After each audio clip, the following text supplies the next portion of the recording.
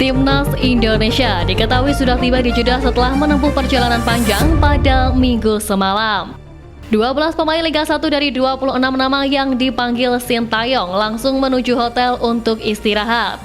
Sumarji, sang manajer Timnas Indonesia pun memastikan bahwa seluruh tim baik ofisial maupun pemain Timnas Indonesia yang berangkat dari tanah air dalam kondisi yang bugar.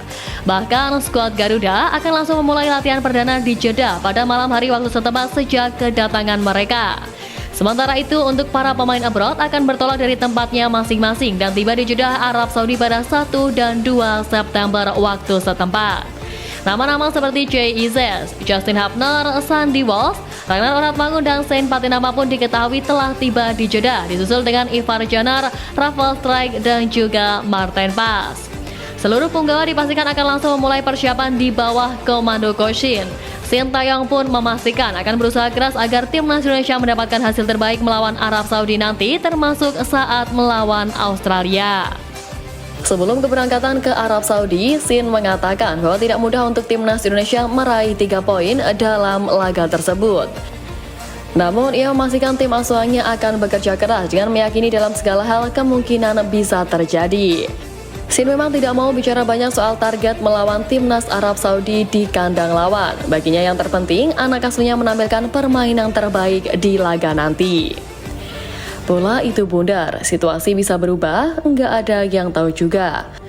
Kami hanya akan berusaha semaksimal mungkin, kata Shin di Jakarta dikutip Minggu 1 September kemarin.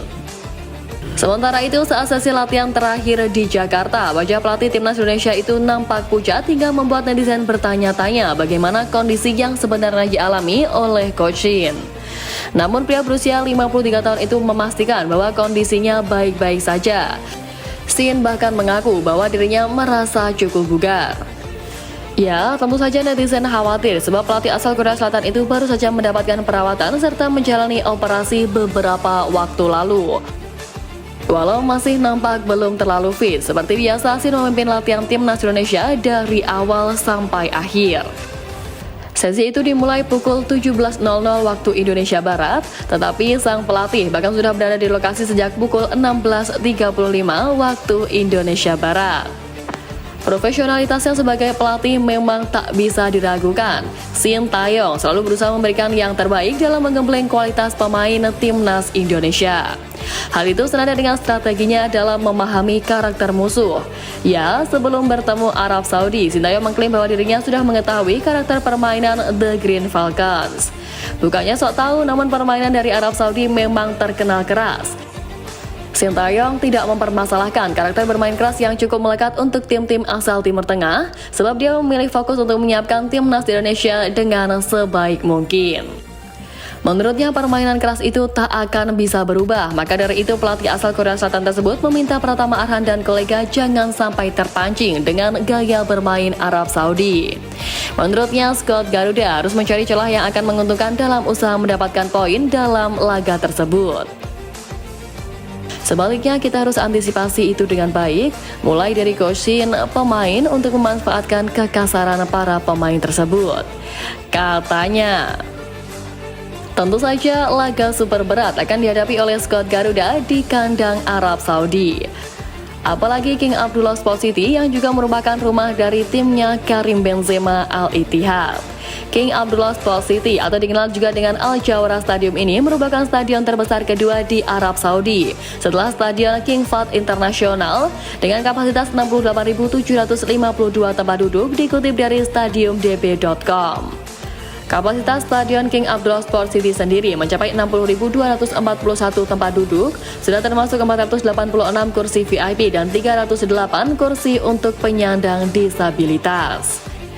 Biaya untuk membangun stadion megah tersebut bahkan mencapai 533 juta dolar AS atau sekitar 8,27 triliun rupiah jika mengacu pada kurs ketika berita ini dibuat. Stadion yang hanya berjarak 19 menit dari sirkuit Jeddah Corniche itu dibuka pada tahun 2014 setelah 2 tahun masa pembangunan. Setelah diresmikan, King Abdullah Sport City menjadi markasnya Al-Ittihad yang kini seperti rumah bagi Karim Benzema. Ya, sejak Benzema bergabung ke Al-Ittihad pada bursa transfer musim panas lalu, King Abdullah Sport City sudah menjadi rumah kedua baginya. Sepanjang sejarahnya atau sejak diresmikan pada 2014, Stadion King Abdullah Sports City tidak hanya menggelar pertandingan olahraga si kulit bundar saja. Stadion yang pernah menggelar partai final Piala Dunia antar klub 2023 itu juga pernah menjadi arena gulat World Wrestling Entertainment pada 27 April 2018 dan 7 Juni 2019. Fakta menakjubkan tersebut bisa menyusutkan mental para penggawa Garuda. Akan tetapi jangan salah, sebab Indonesia pun memiliki euforia sepak bola yang sangat besar. Tak hanya itu, Indonesia juga memiliki banyak stadion megah dengan fasilitas yang juga mumpuni. Sebut saja Stadion Kebanggaan SUGBK, Jakarta International Stadium, Stadion Gelora Bung Tomo, Stadion Manahan, dan banyak lagi. Menariknya, pelatih Sintayong bahkan menyebut bahwa Jakarta International Stadium layak menjadi kandang dari Timnas Indonesia.